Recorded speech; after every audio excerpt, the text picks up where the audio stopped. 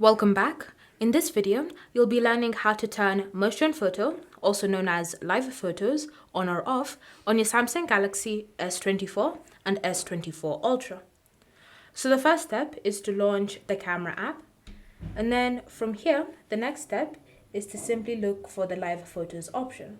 So finding it is fairly simple. Just bring up the menu and then swipe through the different options until you see live photos. Once you see it, you want to tap on it and then to select it. You'll also need to ensure that you're in a well-lit area so that you can be able to use the live photo feature.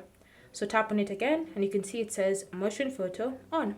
And so now, whenever you start taking any photos and if it has any movement that can be detected by the phone camera, you'll see when you bring up the image, it says view motion photo.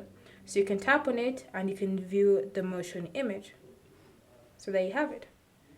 If you want to turn this feature off, whether you no longer want to take any motion photos or you just no longer need to use it for that specific image, you can just go back to the menu and tap on it to disable it.